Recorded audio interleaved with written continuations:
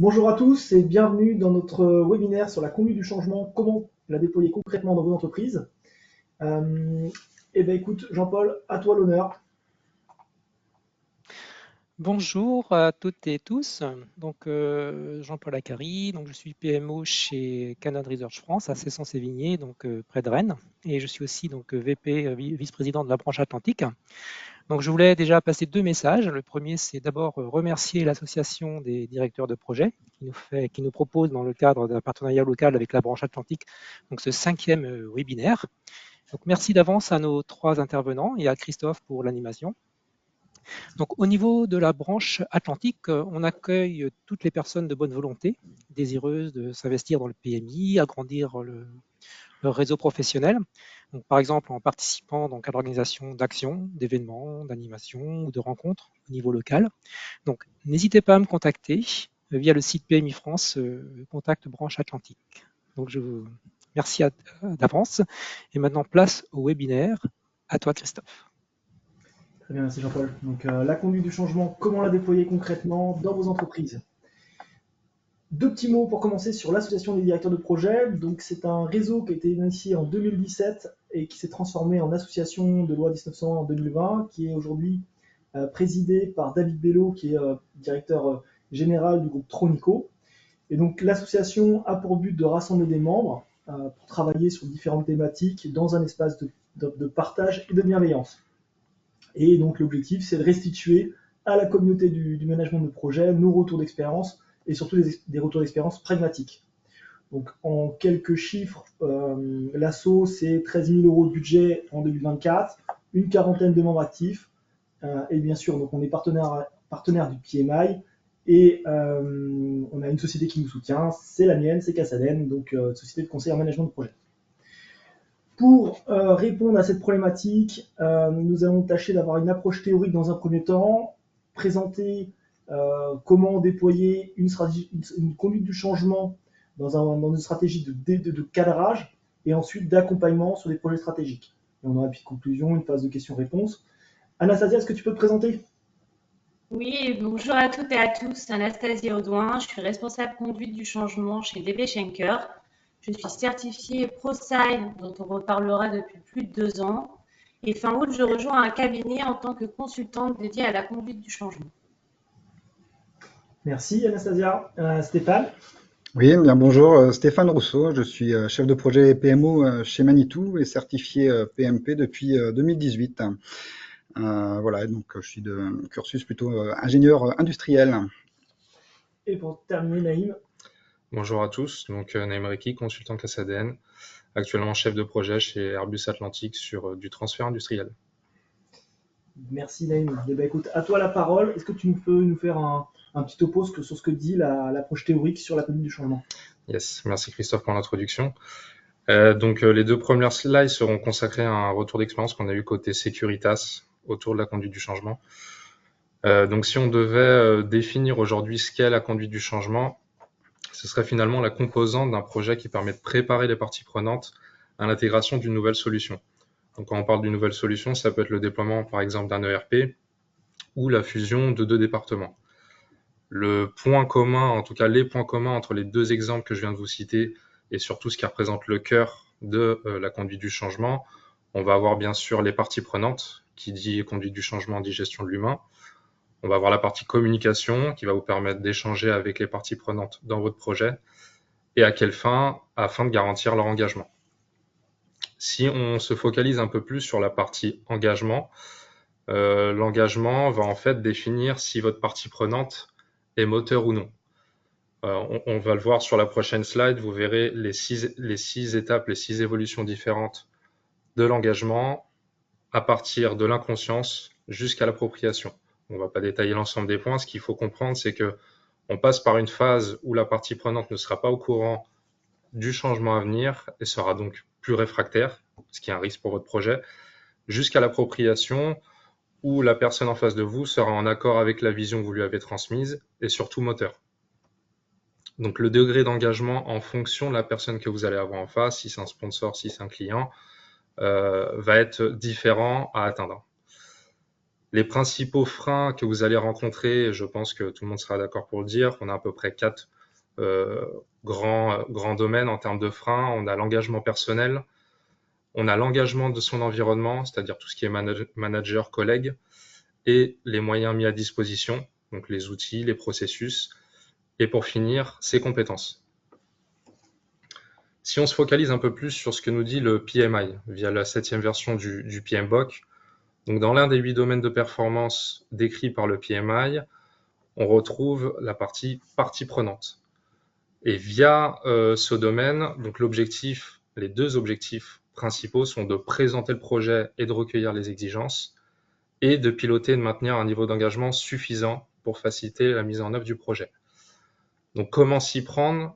Le PMI préconise tout d'abord d'identifier les parties prenantes, ensuite d'évaluer chaque partie prenante, donc vous allez évaluer l'intérêt, leur influence, de les prioriser en fonction de cette évaluation, et à l'issue de ces 3 étapes, vous allez avoir une matrice de parties prenantes qui va vous permettre en face de mettre un plan d'action.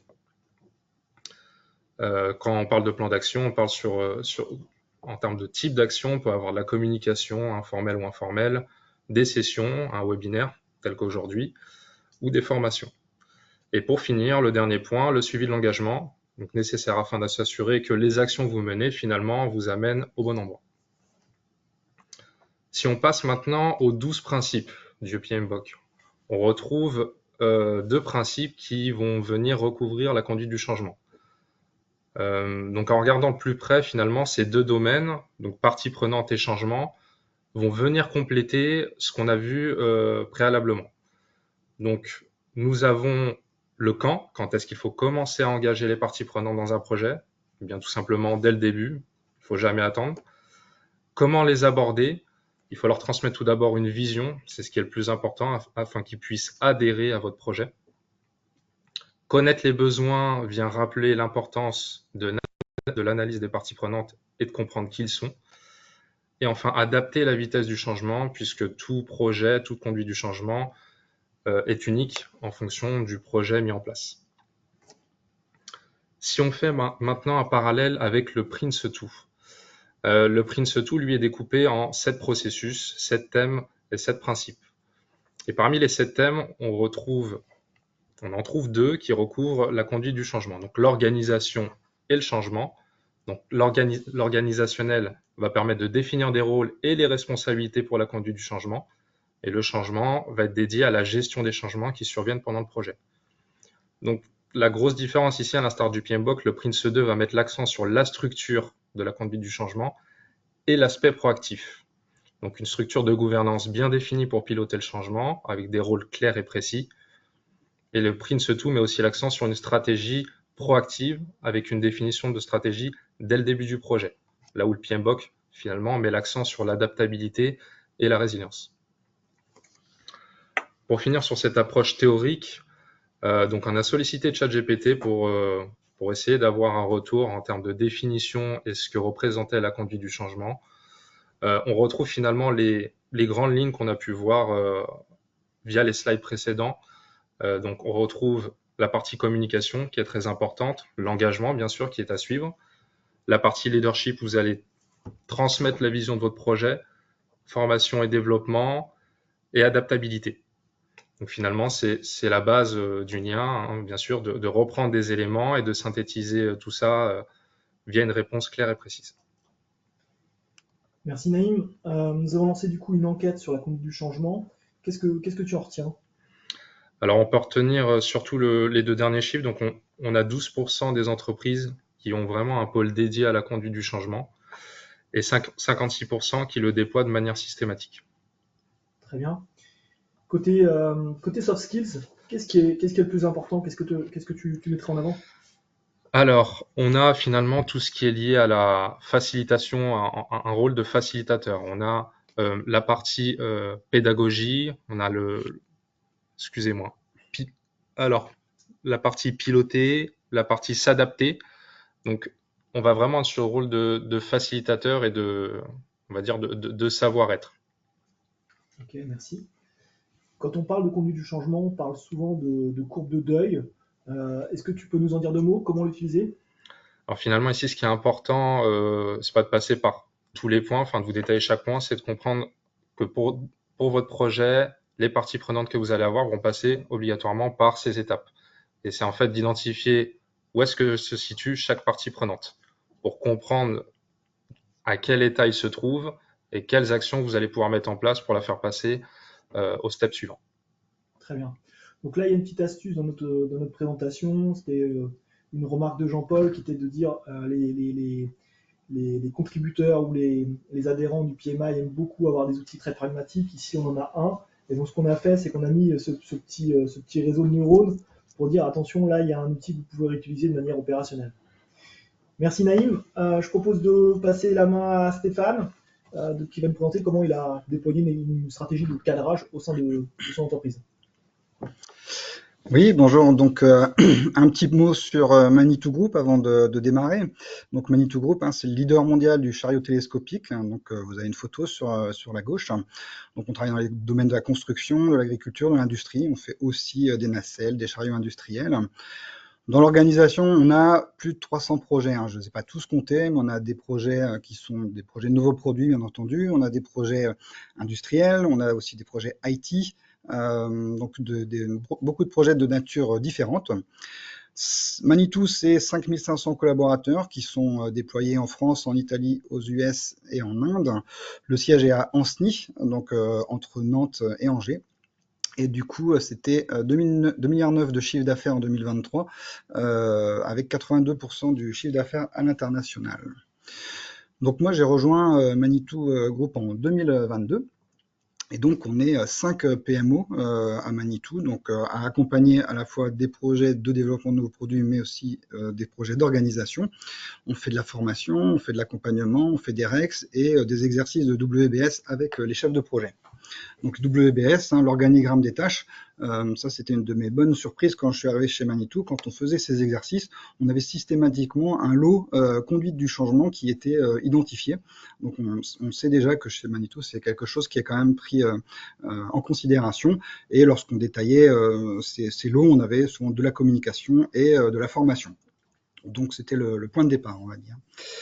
Entre-temps, on a fait des benchmarks, donc, dont un benchmark avec Anastasia, qui est avec nous, sur la société Schenker, et qui nous a parlé du modèle ADKAR. Donc le modèle ADKAR, qui est promu par ProSize, c'est un acronyme. Le A pour Awareness, Awareness qui a trait à tout ce qui est la vision et tout ce qui est le besoin du changement, comment on peut avoir la vision, la décliner et être capable de la communiquer. Le D, c'est pour le desire. Desire, c'est en quelle mesure les gens vont avoir envie, en quelle mesure ils vont être motivés pour participer à votre projet et s'adapter au changement. Le troisième pilier, donc la troisième lettre, c'est knowledge. Knowledge, c'est tout ce qui est autour de la connaissance, d'accord? Est-ce qu'on a les connaissances pour pouvoir mettre en œuvre le changement qu'on nous demande, notamment si c'est un nouvel outil, par exemple? Le A pour ability, et là on est plutôt sur les moyens, sur les ressources, tout ce qui est autour du budget et les compétences également et le savoir-être. Le R, c'est pour le reinforcement, où là, effectivement, une fois qu'on a mis en place des choses, comment on va ancrer le changement, comment on va ancrer les bénéfices. Donc, partant de ce point de départ, partant de ce modèle, on s'est donné comme objectif chez Manitou d'outiller les chefs de projet et plus généralement les personnes qui sont en charge de la conduite du changement en s'inspirant du modèle ADKAR et en se basant sur les 5 piliers que vous voyez ici. Donc 5 piliers qui sont la shared vision, donc avoir une vision partagée pour l'équipe. Le second pilier étant la motivation. Le troisième, les compétences, skills. Le quatrième, les ressources. Donc on parle de ressources budgétaires, mais aussi les ressources, les personnes pour travailler derrière. Et un cinquième pilier qui est le plan d'action. Donc notre message aux chefs de projet, notre message à tous ceux qui portent le changement, c'est d'essayer de nourrir chacun de ces piliers. Là où ça devient intéressant, c'est lorsqu'on regarde finalement si un des piliers n'est pas nourri. Par exemple, si j'ai des gens qui sont motivés, qui ont des compétences, qui ont du temps et des budgets et qui ont un plan d'action, s'ils n'ont pas la vision partagée, si la shared vision n'est pas là, eh bien dans l'équipe on va observer de la confusion. D'accord ? Ce modèle, on peut le décliner de la façon suivante ensuite. Si on a une bonne vision partagée, des compétences, des ressources, un plan d'action, mais que les gens ne sont pas motivés, là, on va générer de la résistance au changement. De la même façon, si on a une bonne vision, on a de la motivation, des ressources, un plan d'action, mais que les gens n'ont pas les compétences nécessaires pour mettre en œuvre le changement, là, on va générer de l'anxiété, du stress dans les équipes. Et on décline le modèle jusqu'au bout. Si on n'a pas les ressources, mais qu'on a tout le reste, eh bien, on va générer de la frustration. Et si on n'a pas de plan d'action, ça va être un faux départ et les gens ne vont pas savoir ce qui est à faire. Là où il est intéressant, ce tableau, c'est qu'il est un petit peu à double lecture aussi. C'est-à-dire que là, on l'a lu du haut vers la droite. On peut le lire aussi en partant de la droite. C'est-à-dire que si, par exemple, on arrive dans des équipes où on voit qu'il y a un peu de confusion, les gens ont l'air un petit peu dans le brouillard, qu'est-ce qui peut faire défaut? Eh bien, on remonte au pilier qui fait défaut et on regarde sur la vision. Est-ce qu'on est d'accord sur la vision du projet? Est-ce qu'on l'a partagé correctement ou pas?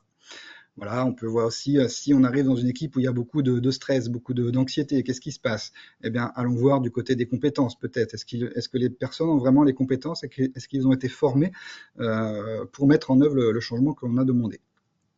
Donc ce tableau-là que vous voyez, c'est un petit peu ça qui nous a inspiré pour mettre en place une boîte à outils que l'on met à disposition de l'organisation. Donc la toolbox, voilà, la boîte à outils, elle est faite en 3 volets. Le premier volet, c'est le Change Management Dashboard. Donc ça, en gros, c'est une checklist qui va venir solliciter le chef de projet en lui posant différentes questions sur son projet. On va le décliner tout à l'heure pour le regarder un petit peu ce qu'il y a dedans. Le deuxième volet de la toolbox, c'est une représentation graphique. Donc là, vous voyez les couleurs. Donc chaque couleur représente un des piliers. Et donc, on arrive à voir si déjà les différents piliers sont équilibrés et voir où on se situe par rapport à l'avancement des actions. On le verra en détail également. Et le dernier volet, donc là, c'est vraiment la boîte à outils où on va proposer différents outils qui vont permettre au chef de projet de travailler ou de creuser un peu plus sur l'un des différents piliers. Donc là, on va regarder un petit peu plus en détail ce qu'on a mis dans cette toolbox. Donc le premier, c'est le Change Management Dashboard. Donc ça, c'est la checklist. Donc on a une 50aine de questions qui sont classées par thème. Donc chaque thème, c'est un des piliers qu'on vous a présenté. Donc il y a la shared vision, il y a l'incitation, la motivation, l'incentive, il y a les compétences, tout ce qui est autour des skills. Et à chaque fois, on va aller poser des questions au chef de projet. Donc est-ce qu'on a une vision claire du projet? Et donc pour chaque question, on va pouvoir répondre par tout ce qui est en bas à gauche là, du tableau. C'est soit non applicable, donc là c'est une question qui n'a rien à voir avec le film par exemple, soit c'est un item qui est non retenu, soit c'est un item qui a évalué, donc on va regarder effectivement cette question, soit c'est un item qui est prévu, soit c'est en cours, soit c'est réalisé, d'accord? Donc voilà, est-ce qu'on a une vision claire du projet? Oui, c'est en cours, on est en train de la travailler. Est-ce qu'on a bien identifié toutes les parties prenantes? Ah, ça a évalué, effectivement, on n'a pas fait cet exercice, donc il va peut-être falloir qu'on creuse ça. Voilà, je descends un petit peu. Est-ce qu'on a une identité projet reconnaissable? Donc voilà, non, on ne va pas déployer des moyens pour créer une identité. Le projet n'est peut-être pas suffisamment gros, donc là, on va le mettre en non retenu, etc. Vous comprenez un petit peu le principe de ce tableau. Sur le tableau suivant, on va essayer d'avoir une représentation graphique de l'avancement. Donc là, effectivement, vous voyez un diagramme en rond où chaque pétale finalement représente une des questions et on attribue une note, vous voyez sur la gauche, donc si c'est un 2 c'est à évaluer, si c'est à 3 c'est prévu, et donc là on voit que effectivement plus un des piliers va tendre vers le 5, plus on va avoir des actions qui sont réalisées et plus on va avoir effectivement un pilier qui a été travaillé. Donc ce qui est intéressant, c'est qu'en utilisant ce mode de représentation, on arrive assez vite à voir s'il y a des choses qui font défaut dans la toolbox.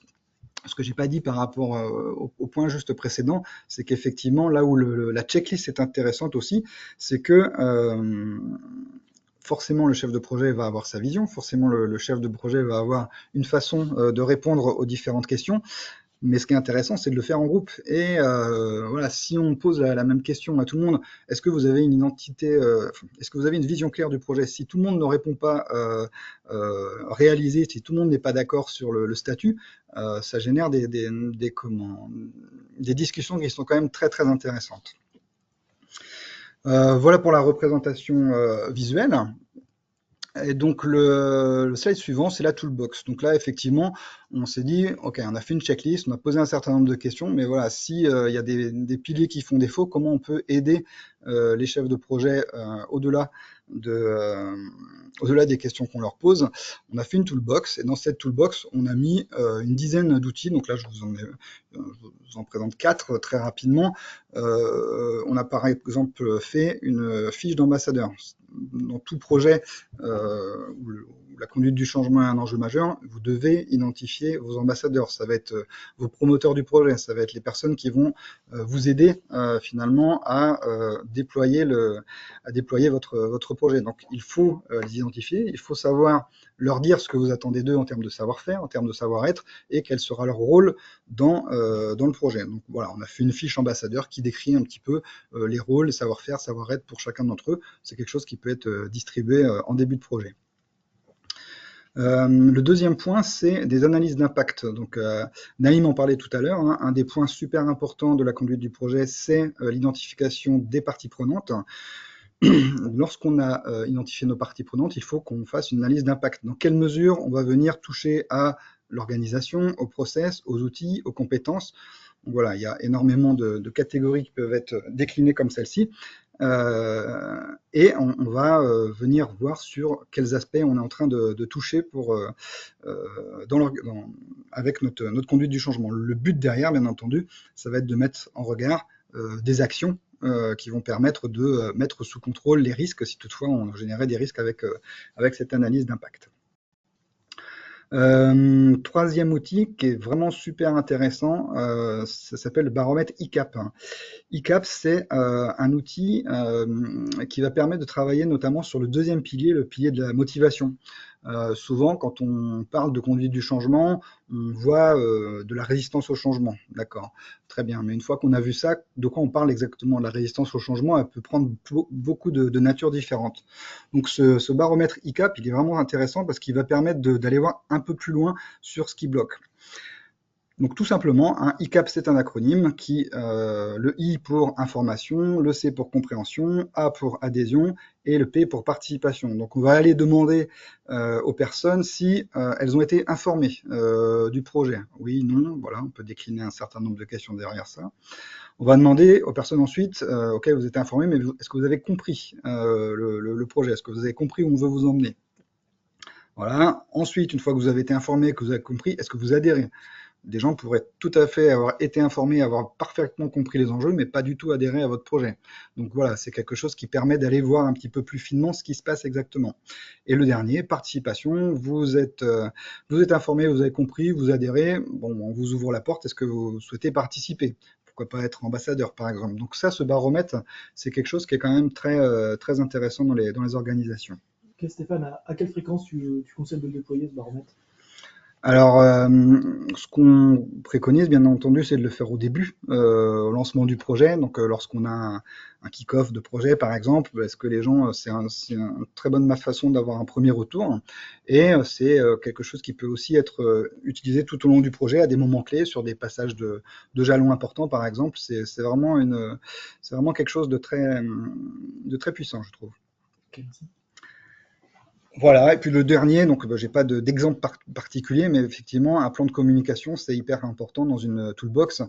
Une fois qu'on a identifié nos parties prenantes, comment on va aller les solliciter, comment on va leur apporter de l'information régulièrement, comment on va aller leur poser des questions sur est-ce que vous êtes correctement formé, etc. Donc le plan de communication, c'est un des éléments du PMBOK également. Donc voilà, très important.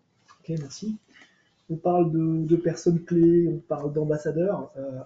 Naïm, quand est-ce que tu conseilles de les impliquer?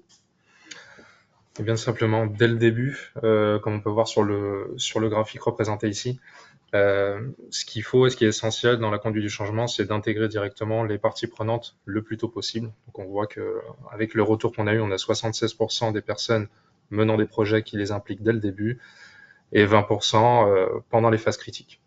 Ok, merci. Stéphane, du coup, ton organisation, elle est parfaite, c'est le système qu'il nous faut. C'est quoi tes premiers retours? Alors les premiers retours, effectivement, ça a été mis en place très récemment. Hein. C'est que depuis le début de l'année que que la toolbox a été créée. Donc, c'est pour l'instant, on est en train de former les gens et de déployer petit à petit. Ce qu'on observe, en tout cas, c'est qu'on a de plus en plus de projets qui ont une dimension conduite du changement dans l'entreprise. Ça peut être des nouveaux outils, ça peut être des nouveaux process, ça peut être des nouvelles organisations. Donc, ce lot conduite du changement, il était déjà présent. Et du coup, on a une forte appétence pour le sujet dans l'organisation, de plus en plus de personnes qui veulent participer à cette prise en main de la toolbox. On a fait une formation qui dure 3h30 et qui invite les personnes à prendre en main la toolbox. Donc beaucoup d'intérêt en tout cas pour le sujet. Et en côté un peu plus réservé, effectivement, ça demande un peu de travail. Hein. Donc, c'est vrai que lorsqu'on démarre les projets, il faut faire des fiches avant-projet, il y a déjà beaucoup de travail. Donc là, on arrive avec une 50aine de questions. C'est un travail supplémentaire qui peut parfois représenter un frein pour les équipes. Voilà, mais bon, c'est peut-être aussi accepter de prendre un petit peu de temps en début de projet pour éviter d'en perdre trop à la fin. Ça me semble nécessaire. Ok, merci Stéphane. On passe à toi, Anastasia. Toi, ton organisation est un petit peu différente, c'est-à-dire que tu accompagnes directement les projets stratégiques. Est-ce que tu peux nous en dire un petit peu plus? Avec plaisir, Christophe. Peut-être un petit mot également à mon tour sur DB Schenker. Donc aujourd'hui, DB Schenker, c'est 6300 collaborateurs en France, répartis sur 125 sites. On est numéro 2 en France pour le transport routier, mais on propose également services aériens, maritimes et le rail.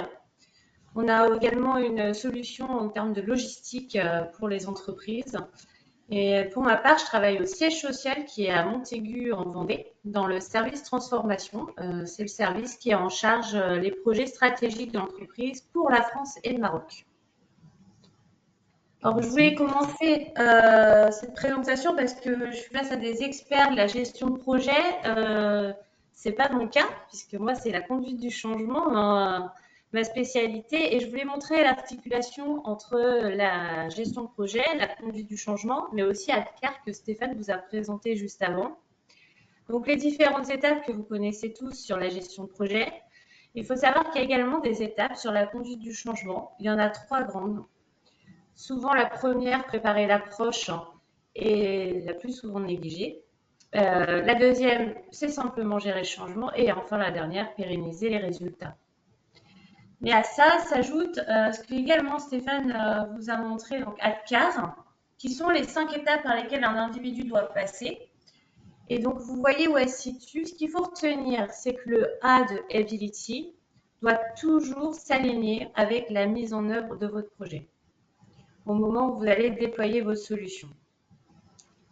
Pour les autres, et c'est souvent ce que je peux un peu déplorer dans l'entreprise, c'est qu'on se rend compte que les premières sont souvent oubliées et on fait appel à moi régulièrement sur la partie développement, voire début du déploiement. Alors je leur dis toujours, en plus j'ai un pompier dans l'équipe, je ne suis pas le pompier qui éteint les feux. Si vous ratez ces premières étapes, vous allez vous retrouver avec des personnes qui ont toujours les mêmes questions, tout simplement parce qu'elles n'auront pas pris conscience et elles n'auront pas décidé de s'engager dans le projet. On peut avoir aussi potentiellement une baisse de productivité, voire du turnover supplémentaire. Et enfin, si vraiment on a raté les 3 premières, donc le A, le D et le K, vous allez vous retrouver avec des retards dans votre mise en œuvre. Parce que les personnes ne vont pas être en capacité de mettre en œuvre le projet. Ok, merci. Si on revient un petit peu à ton organisation, Anastasia, c'est-à-dire que toi, chez DB Schenker, tu interviens sur tous les projets. Alors, pas tous, parce qu'il y en a tellement. J'interviens sur les projets qui passent en commission. Donc, on a mis en place une commission projet qui réunit notre directeur des systèmes d'information, notre PMO et notre lead manager. Donc, on est tous les 4. On rencontre les business owners et souvent les sponsors. Alors, il faut savoir que chez Schenker, la plupart du temps, les sponsors sont les membres du COMEX ou membres des comités de direction. Donc, en fait, ils sont déjà validés par la direction quand ils passent en commission. Et nous, on vient vérifier le besoin en termes d'accompagnement. Et moi, les 2 questions que je pose à chaque fois à cette commission, c'est qui est impacté par son projet et pourquoi vous le faites. Parce que c'est le plus important pour moi pour pouvoir démarrer l'accompagnement. Ok, merci. De rien. Naïm, quel est selon toi le facteur le plus critique, si on revient sur une vision plus générale de la conduite du changement? Comme Anastasia, Stéphane et moi-même on a pu présenter, il y a vraiment la partie engagement qui prend le plus d'importance avec 52% en termes de retour qu'on a pu avoir sur le facteur le plus critique pour le succès de la conduite du changement, excusez-moi. Et vient derrière la communication efficace et le leadership fort, c'est-à-dire partager une vision et pouvoir embarquer finalement les personnes au sein du projet. Est-ce que ça résonne chez toi, du coup, Anastasia? Comment tu vis ça? Je pense que pour illustrer mes propos, je vais vous parler d'un des projets que je suis. Ce sera plus simple. Aujourd'hui, je travaille sur le plus gros projet que DB Schenker connaît depuis les 10 dernières années, qui est STAR, qui est en fait notre changement de TMS à la route. Un TMS, c'est un système de gestion du transport. En gros, le groupe qui est basé en Allemagne veut harmoniser ce TMS pour le monde entier. Il faut savoir que nous, on est le deuxième pays à être le plus avancé sur ce déploiement. Pour vous donner un ordre d'idée, pour la France, ça impacte 4000 personnes. Donc, c'est vraiment quelque chose d'envergure. Et dans le cadre de ce projet, j'ai une 50aine de personnes qui travaillent dessus. Mon premier défi, ça a été justement cette cohésion. Parce que s'il n'y a pas de cohésion, on a des personnes qui ne vont pas être engagées dans le projet. Donc là-dessus, je me suis retrouvée avec des personnes qui travaillent plutôt côté exploitation, côté administratif. Donc on a tout ce qui va être MDM, comptabilité, commerce. Donc chacun était dans son silo et du jour au lendemain, on leur a dit maintenant il va falloir travailler ensemble dans un but commun, un changement de TMS. Il y avait vraiment des mentalités à faire changer pour que cette équipe il y a ce sentiment d'appartenance au sein de cette équipe, tout simplement. Ce que je vous propose, c'est de vous présenter deux choses que j'ai pu mettre en place au sein de ce projet. La première, et je voulais l'illustrer par des photos. On a instauré une réunion trimestrielle dans laquelle on demande à notre président d'intervenir. Pourquoi? Parce que, je vous l'ai dit, c'est le plus gros projet. Il faut qu'il soit là, tout simplement déjà pour féliciter les équipes du travail réalisé sur les 3 derniers mois et motiver, parce qu'il y a encore beaucoup de travail. C'est un projet qui se finira aux alentours de fin 2026, si tout se passe bien. Vous voyez, il y a encore de nombreuses étapes à franchir. Donc, premier focus sur la partie stratégique avec notre président. On demande également aux différents contributeurs de faire des démonstrations, parce que, comme je vous l'ai dit, il y a une partie exploitation, il y a une partie plus administrative, et les personnes ont du mal à comprendre ce que chacun fait dans ce projet. Donc, vu que ce sont des experts, on leur demande de présenter leur partie. La semaine dernière encore, on a eu nos dernières réunions trimestrielles. On a demandé aux équipes pricing, donc c'était en distanciel, là c'était une personne à Lille et Le Mans qui travaille dessus, de présenter comment ça va être demain la partie pricing. On a également demandé à la collègue qui elle est basée à Montaigu de montrer comment on va gérer les contrats et les tarifs. Enfin voilà, on essaye de faire le plus de démonstrations. On fait aussi appel à nos agences, parce que demain cet outil va être utilisé dans la 60aine d'agences routes du réseau. Donc la semaine dernière, c'est l'agence de Dijon qui a déployé l'outil STAR sur une partie de son trafic, le trafic international. Et donc, on a fait appel à eux pour qu'ils viennent nous expliquer comment ça s'est passé pour eux. Alors, la petite anecdote, c'est qu'ils nous ont dit, en fait, pour nous, c'est un non-sujet parce qu'on a tellement envie que ça arrive qu'on est pressé. Et, donc, en gros, dépêchez-vous, on leur a dit, il y a des étapes à franchir, on ne va pas pouvoir tout faire tout de suite, mais en fait, ils sont demandeurs. Donc, quand déjà on voit qu'il n'y a pas de résistance au niveau du réseau, c'est quand même très positif. Et on profite aussi de cette réunion pour organiser des ateliers de réflexion parce que les sujets de la communication, de la formation, de l'implication des personnes, c'est des sujets de la conduite du changement. Mais moi, je dis toujours, je ne peux pas avancer toute seule. Donc en fait, je profite pour faire des réflexions autour de ces ateliers. Je viens leur demander comment ils voient les choses pour améliorer encore la communication, la formation des collègues, l'organisation aussi post-projet, parce qu'on l'a vu tout à l'heure, on a parlé de pérennisation, mais il y aura une vie, il y aura un outil qui va continuer à vivre après ce projet. Donc c'est des sujets très importants. Et pour finir sur cette réunion, c'est vraiment sans langue de bois. Il y a une totale transparence. Les gens ont le droit de dire les sujets qui sont compliqués pour eux.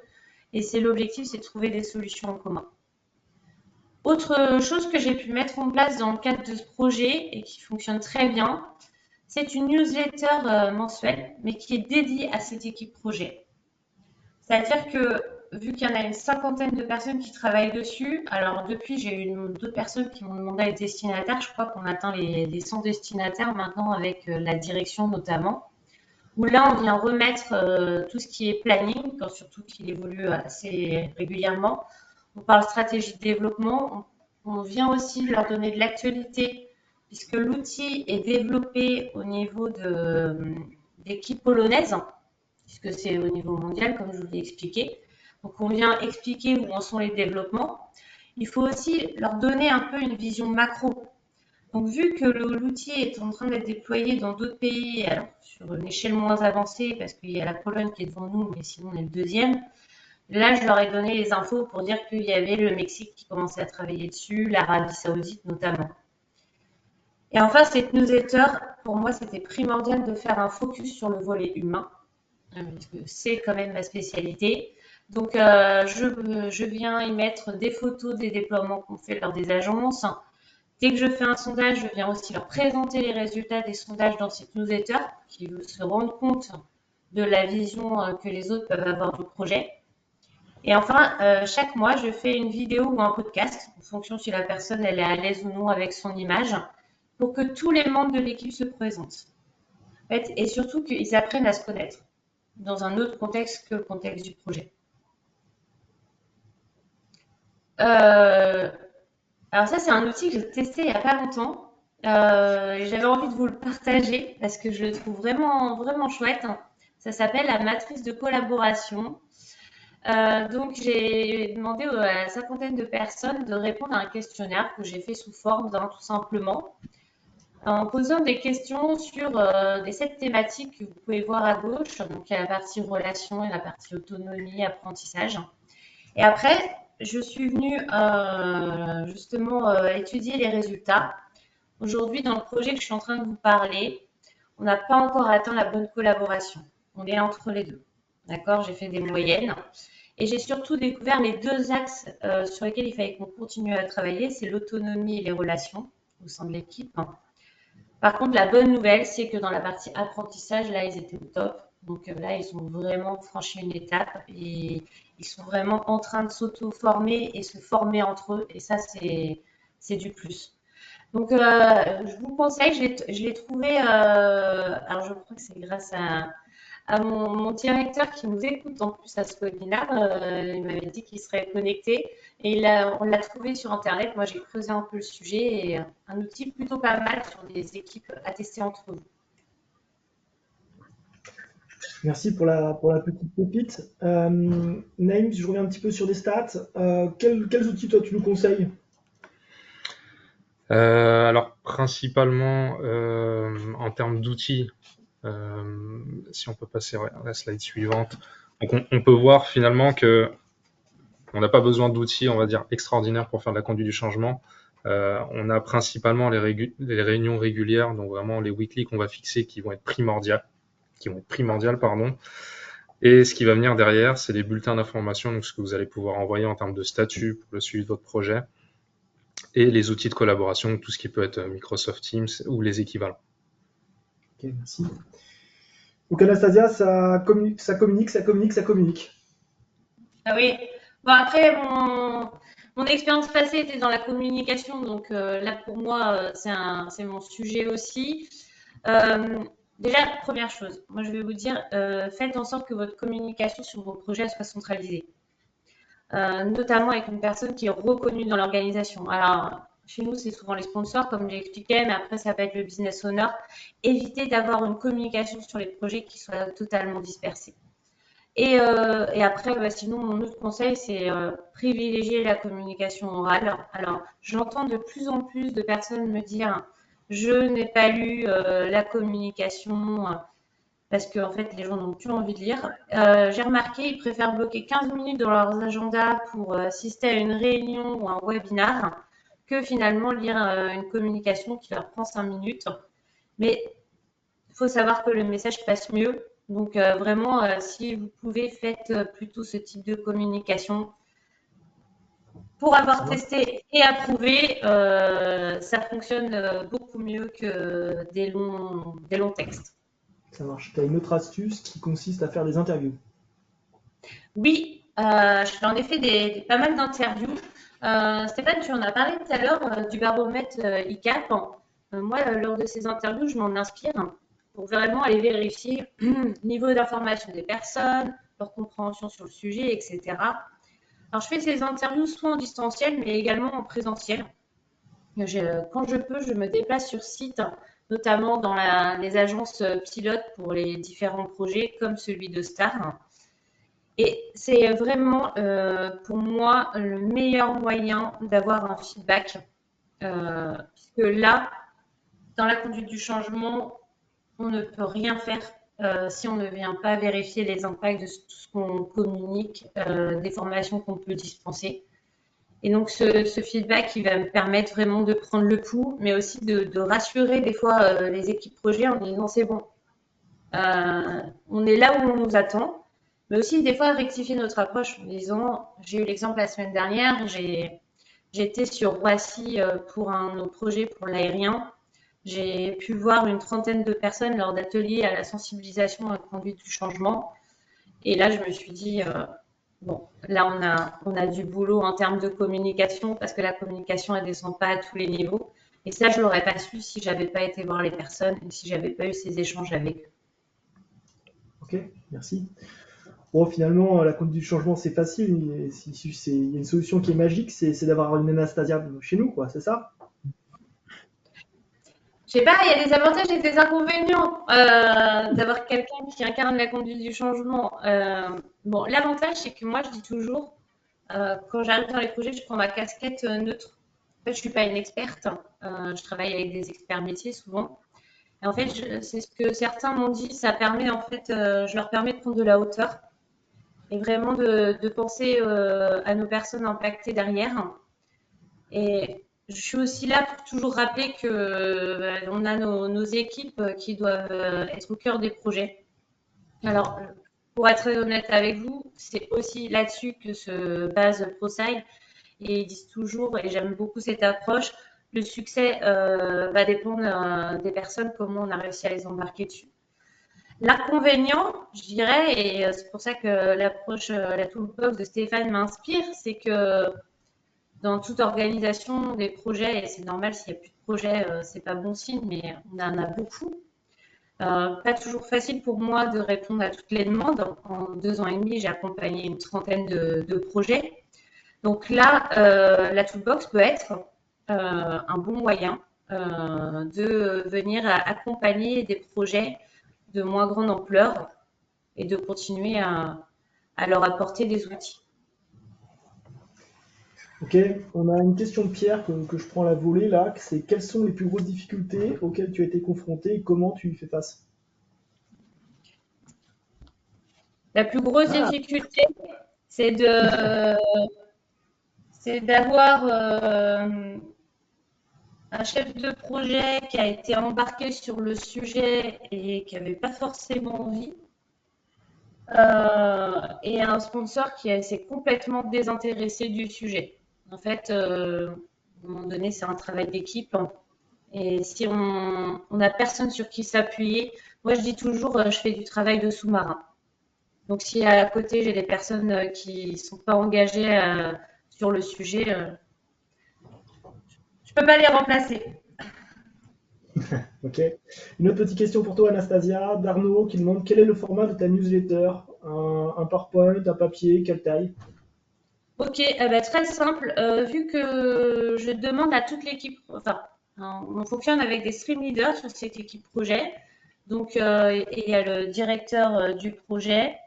En fait, je fais sur PowerPoint. Il est mis dans Teams pour que chacun y ait accès, vienne compléter sa partie.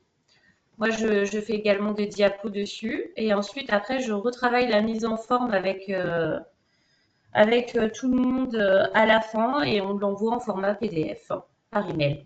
En gros, on arrive quand même à une newsletter qui va entre 15 et 20 diapos, mais j'essaye de faire en sorte d'être assez light et très visuel. Toujours dans la continuité, c'est toujours question d'Arnaud. Pourquoi c'est pas le chef de projet qui fait directement sa newsletter? Alors, c'est souvent que le chef de projet, il a beaucoup d'autres choses à faire. Dans les projets sur lesquels je travaille, le chef de projet, il a quand même pas mal de personnes qu'il doit piloter dans le cadre de ces projets. Alors, sur le projet STAR, je vous en parle pas, puisque imaginez avec les ramifications pour 50 personnes. Par contre, attention, le chef de projet, il valide tout ce qui est envoyé, bien évidemment. Ok, merci. On va passer à la partie conclusion. Stéphane, est-ce que tu peux mettre en avant les différents points qui ont été remontés par les différentes promos de l'assaut?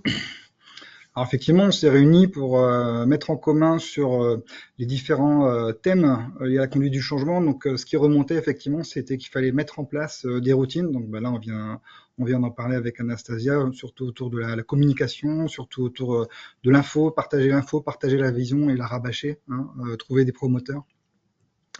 Avoir une ligne directrice ensuite pour que la vision de projet soit la même à tous les niveaux de l'entreprise. Donc le premier garant de la conduite du changement, comme disait Anastasia, c'est le sponsor. Donc il faut lui donner les éléments de langage qui vont permettre de vendre et de promouvoir le projet.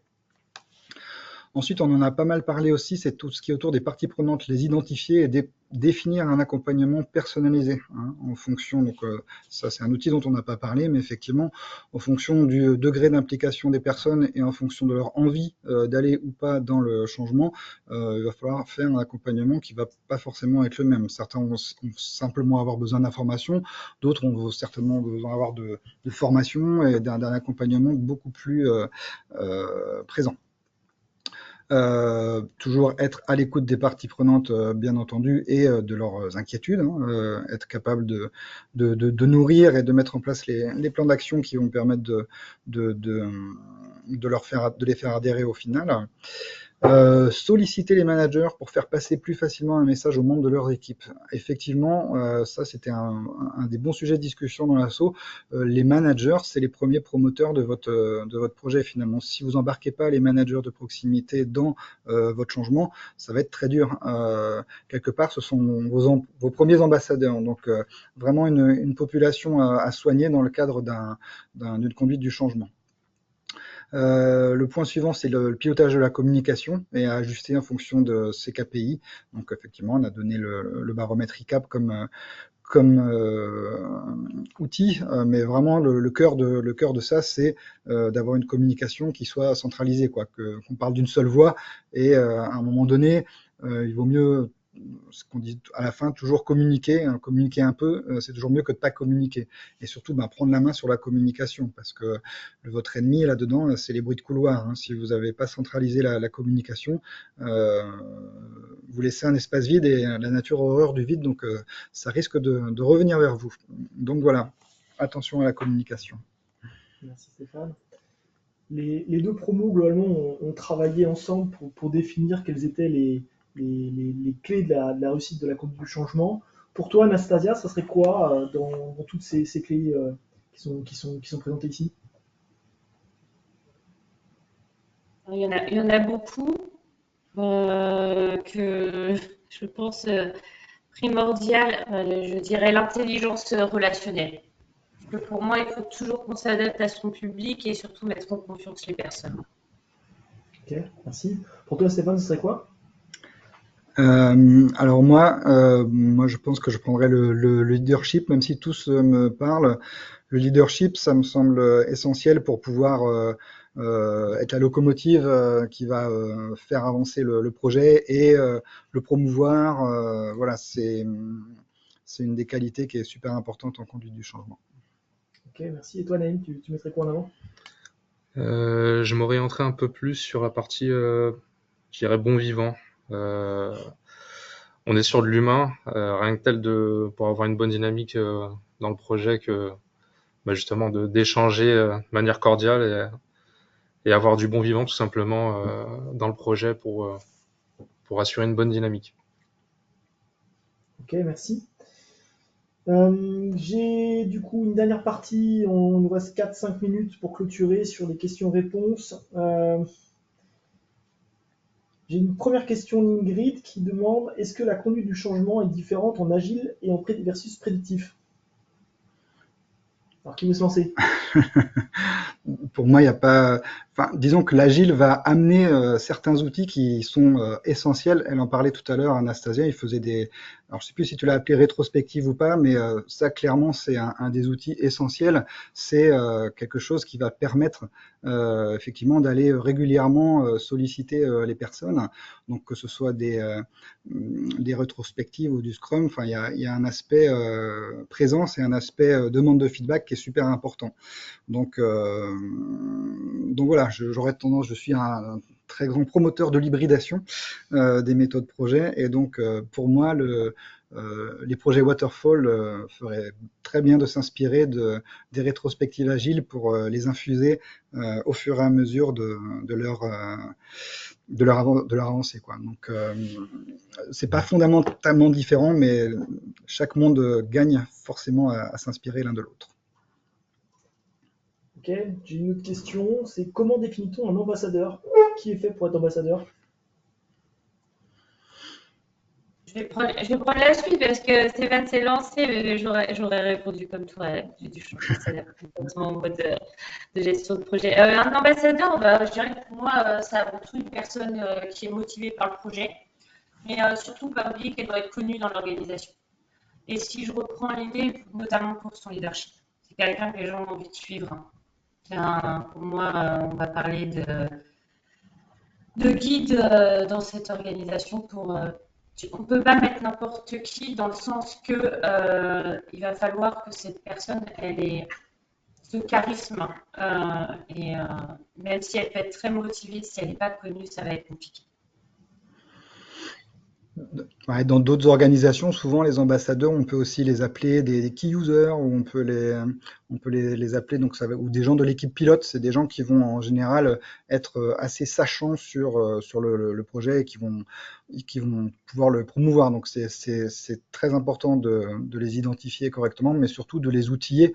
Et tout à l'heure on parlait de la communication, de parler d'une seule voix. Donc si vous avez des ambassadeurs, ils doivent forcément avoir dans leur kit un kit de communication qui leur permette du jour au lendemain de pouvoir pitcher le projet sans problème, quoi. Les premiers ambassadeurs doivent être des managers.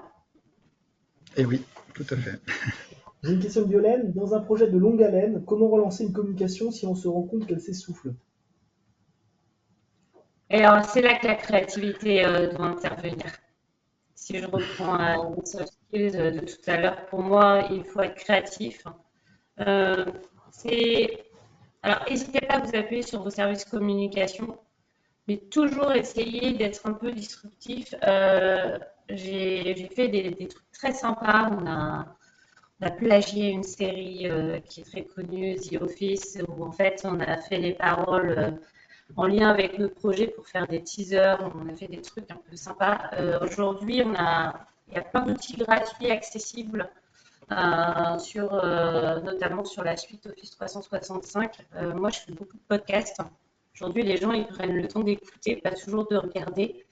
Donc, non, franchement, essayez d'être créatif et sinon, allez chercher de l'aide auprès de vos services communication.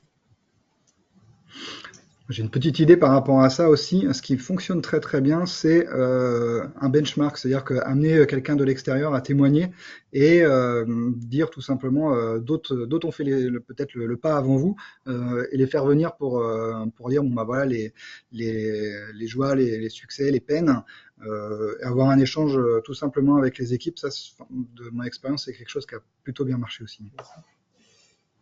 J'ai une autre question, il ne reste plus que deux. On a d'un côté Anastasia qui est plutôt dans l'accompagnement, Stéphane qui est plutôt dans le cadrage. On voit que c'est deux méthodos. Comment engager sa direction dans la conduite du changement et par quoi commencer? Vous avez 1 heure. Et 2 minutes. Bah, je pense que le modèle ADKAR propose une réponse déjà, Anastasia. Enfin, pour moi, tout repose sur la vision. La vision, elle doit être co-construite.